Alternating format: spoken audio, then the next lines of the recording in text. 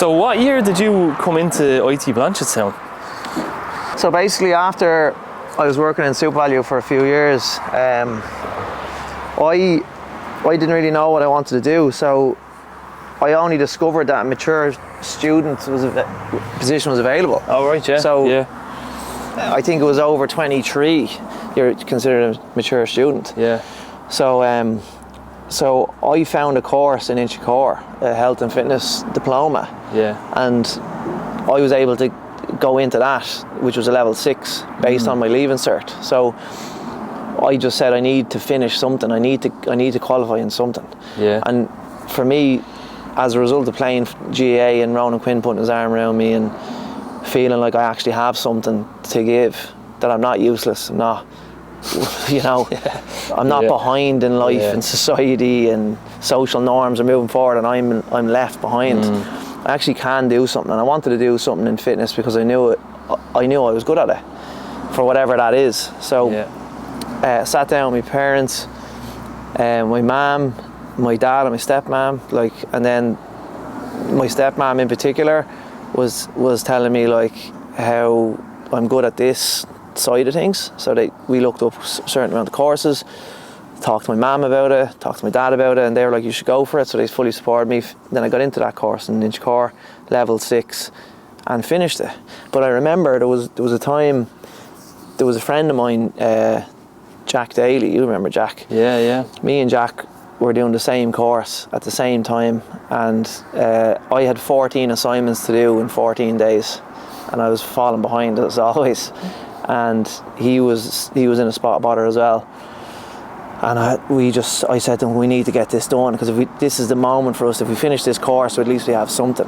And he didn't finish the course, and I spent 14 days doing 14 assignments, and I finished the assignments and I graduated. And Jack's not here now. Yeah, Jack's not with us anymore, And that's the thing for me. Back then, the road left or the road right, it's such a massive timestamp in my life, because I finished that course based on that 2 weeks, and if I didn't do it, I wouldn't have got into ITB, because the level 7 was ITB, but I couldn't go into level 7 without doing a level 6. Yeah. So we ended up in college together the year after I finished the level 6. Yeah, it was funny how it fascinating, turned out, wasn't it? Yeah. You were 2 years ahead of me, even though I was 2 years ahead of you in school. You were 2 years ahead of me in college, so there was a 4-year swing, but I always looked up to you from sport, because like you said, when Ronan used to let you do warm-ups, the team used to look up to you. So you'd be doing warm-ups and Andy was the S&C maestro, basically. That you knew S&C and you knew how to deliver sessions. But you've always been a lateral leader like that. You've always stepped up when it mattered, and we used to always look up to you for that. But in college, you were always ahead of me, and I used to always ask you for advice. Ask for advice, rob me homework. Copied your homework again. Send us that assignment. But when I got into level 7 first year, you were in third year. Yeah. And then when I finished the first year, you went into your honours degree.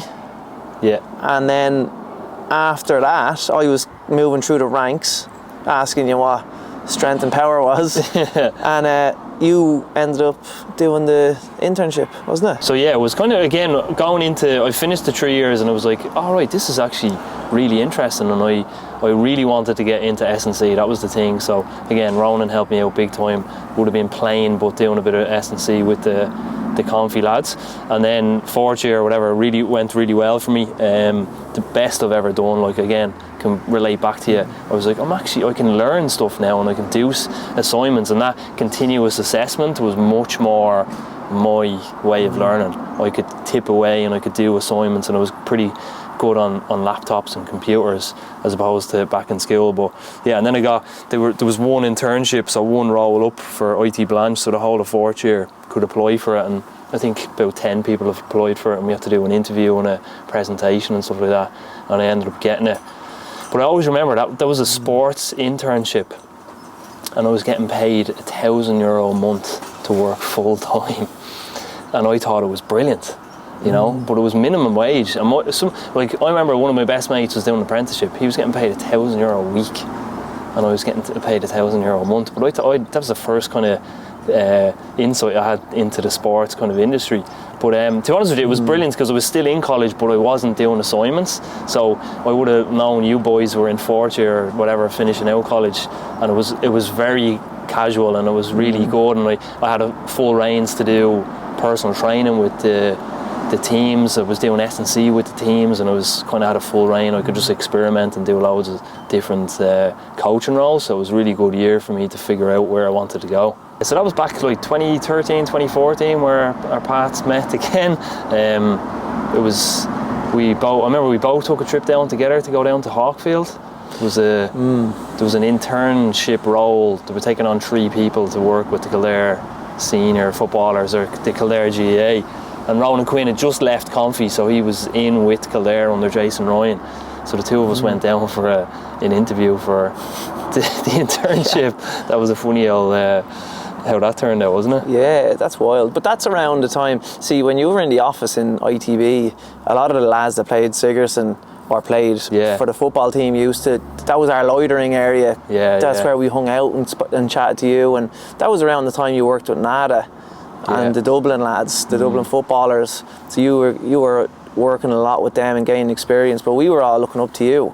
But then the internship came up with a couple of places, wasn't it? It wasn't just one position. So me and you had been getting a bit closer in terms of like Confi football, college, and then it was more like alignment, wasn't it? It was unusually good timing. Because I'll always remember when we went down, Jason, what did he say to you? Or Jason said, I always remember he said, Slattery, you're in the wrong room. You should be playing with Kildare, not coaching Kildare.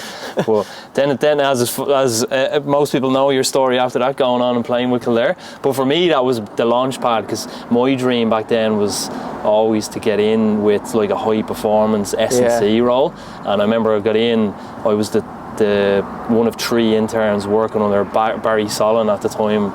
He was he's the S&C coach. He's just finished up with Arsenal football team, so he was another massive influence on me. I worked under him and soaked up everything, and I'd say the coaching abilities I got off that fella was insane. But just being involved with Kildare senior footballers, it was kind of working with Confi and then going up and working with the Kildare lads. It was amazing. But then you ended up joining and playing with the football team. Yeah, it was weird, because actually when we both went for the interview, I remember we went to Hawkfield, and it was my first time in Hawkfield, in the centre. And Jason came out and shook our hands, and I was a bit starstruck because I knew he was the manager at Kildare, and I just never really thought that I'd play with the county, just from my own self-esteem and insecurities around how, if I was any good or if I was making progress. And you went in first, and I was relieved, because naturally I was looking at you, you're the leader, you go first, and you went in and nailed the interview, and it's like the X Factor, you know, when someone nails it before the person, they come on after. It's really hard to follow, but I blew that. I was useless in that interview, but I knew when I was sitting there, I was like, I don't really want to be, like, I was going for this role of intern in S&C, and I knew I wasn't that passionate about it. I wanted to play, and you got that position, and you went on to coach the minors and the hurlers then after that. And started with the senior footballers under Barry. That was massive, and then a role came up to take over the Kildare minor footballers, and again, just to give people an insight into the industry, that was a free internship role, and I worked under Brendan Hackett, who was the first fella who ever set up a gym in Leixlip. Just funny how it all started. He used to coach my dad down above Extra Vision. In Motions? Motions Fitness back like 35 years ago. And I always remember him saying he just had one tape cassette, and they used to just repeat it every session. But anyway, I worked under him with the Kildare footballers. We got to won the Leinster, and then we got to the All-Ireland final, I think, and we just missed out. But a lot of the boys are still playing with Kildare at the minute. So that was a big kind of insight, and I would have took that role. I was the S&C coach, the nutritionist, the performance analysis. So I would have done absolutely everything. And then went on to Kildare hurlers, took them, got a few quid for that. Expenses just about paid. But that was the dream, was S&C, but I suppose it slowly but surely came to the reality where like I was doing 20, 25 hours a week and I wasn't getting paid for it. Yeah, it's crazy. Absolutely crazy. I was giving it absolutely everything. So similar to what you would have said, but again, back then I would have been doing a bit of personal training, S&C, working with loads of teams, working 7 days a week, and I was getting paid absolute peanuts for the work I was doing, and putting everything into it. And it got to the point where I just, my own health nearly took a dip because I was just working so much. I was just consumed by it. Yeah, and the fact that your passion for what you were doing for a living didn't align with the return, and which is a subconscious withdrawal on wondering, am I in the right place? Am I doing the right thing? Yeah. Am I in the right industry? And then you have pressure applied from it's not deliberate, but our parents and grandparents, and are we doing the right thing for our future, because the industry wasn't where it needed to be. No, it was just very volatile. Very volatile, and it comes down to the finance side of things, as we know, and a lot of our pain comes from that, the different experiences we've gone through when it comes to being paid on certain times, on certain days, and the lack of guarantee that you will get paid properly, and it's a big hole in the industry that thankfully now we've seen. So I went in as an intern, and then you went in as a player. Yeah, so that was 2014. So Jason Ryan called me in for pre-season to be part of the pre-season squad, and I had a rough experience there, but when I look back, it was a great experience for me. I wasn't really the player that I should have been. I learned a lot the hard way. I gave it my all. I travelled down. I had no money. I was driving down with a group of lads. Didn't get any expenses for my time, for my effort. I learned a lot in terms of what not to do when you look after someone from a coaching perspective. I didn't have a great experience. I remember on the Tuesday night I was given 2 boxes of protein to give to the team the week after, and I was dropped the next day with no explanation as to why. I just wasn't in their plans, and they dropped me off the squad, which really hurt, because it brought me back to the point of I'm not good enough. But also, without hurt there's no growth. Dig in, learn a lot about yourself. So 2014 made me really dig in and figure a few things out mentally and physically. I needed to get in touch with what I wasn't doing right. But the take home for me back then, and you'll know this, is I wasn't appreciated, I wasn't respected, or I didn't get the expenses I should have gotten for all my efforts. I didn't, and I remember all I wanted was to have a t-shirt to be part of the squad. I just remember all I wanted was the jersey with my initials on it to make me feel like I'm part of the team, and everybody got it except for me. And I remember one of the under 21s came in out of nowhere and took my gear, and he got gear and I didn't, and it just destroyed me. It made me so angry that I wasn't seen, that I wasn't appreciated. And ultimately it was the best learning I ever received, because 2 years later Cian O'Neill brought me back into the squad, which was great, and he saw the potential. But when I look back at 2014, that was the turning point for you and me in different ways.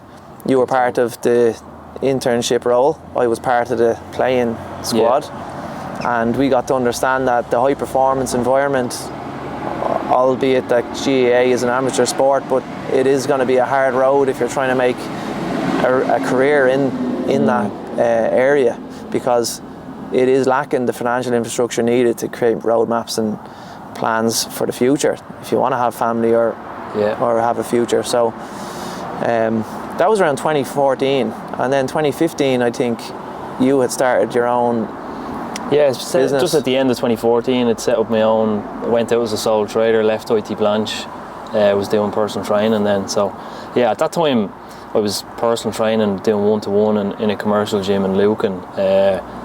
So working with general population and then coaching on the side. So coaching with Kildare 3-4 days a week. So again, back in that, working 7 days a week most of the time, double shifts, and just absolutely slogging it out. But young and full of energy, so it didn't really faze me at that time. But I took great growth from I had done 4 years in college, but I didn't have a clue how to run a business, like, or run my own ship.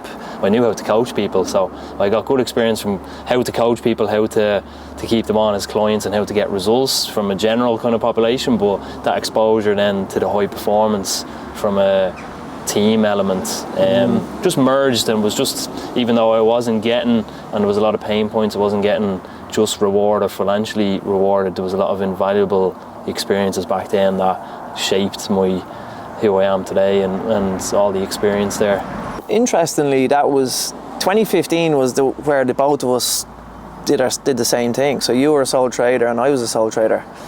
We had two different routes to get there, but it was interesting how two completely different routes ended up at the same starting point. And yeah, we both realised, I think, it's funny because we knew each other a long time. You had your business, AG Fitness. We just set up AG Fitness. And I was DS Fitness. DS Fitness, Dave's That's Original. Fitness. Yeah. So we were really innovative there. But the two of us were kind of going with it and trying to figure it out.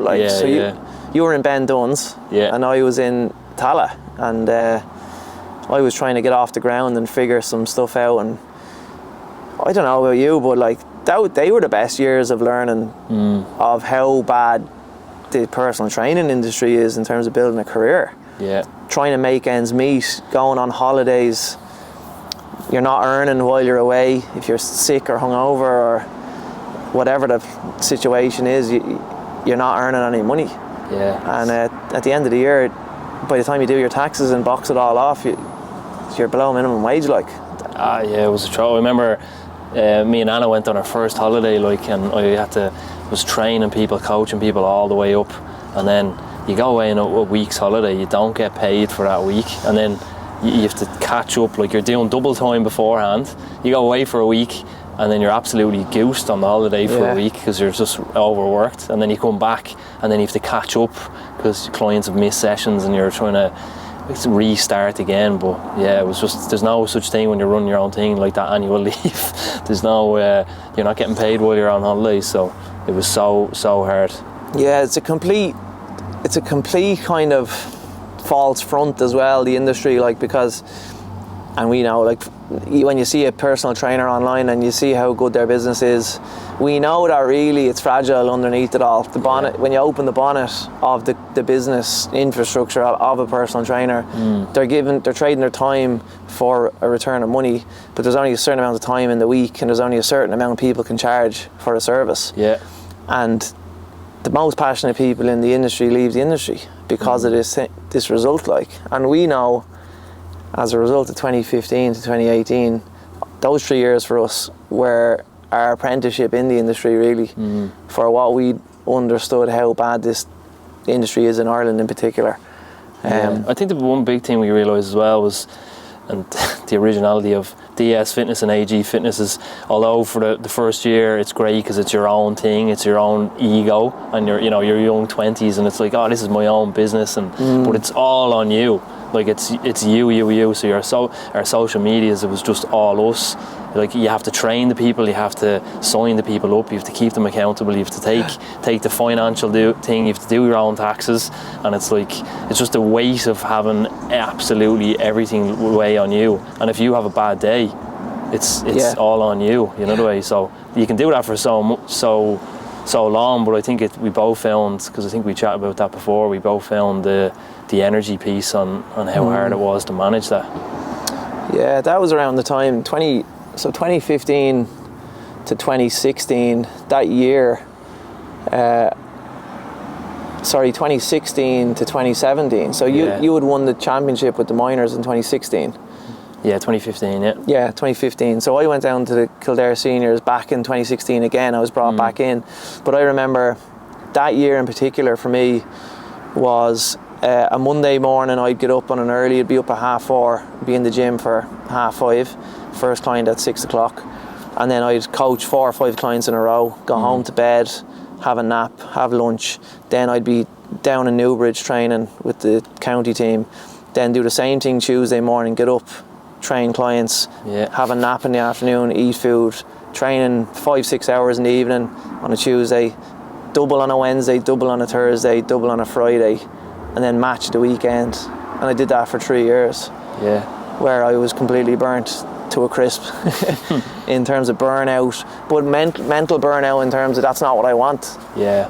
And that's brought us to 2018, where I think the two of us had talked about it for years, about how business is going, and I think it was over a few pints at Christmas, wasn't it? Yeah, and I remember, we were down in the village down in Leixlip or something like that, and you came up to me and you were like, how's things going? And we were just chatting about how life was and how business was, and I think we both resonated with the energy piece. We were flat out, like, and then you were like, fancy doing something together, like, you know, we could somehow create a better purpose and something that was bigger than both of us, and forget about leave the AG fitness and the DS fitness behind, and something that had a bigger impact as well, I think, was the big thing. I remember it was packed and you were walking towards me and we two of us clapped hands and we were having a pint. Yeah. We should work together. Yeah.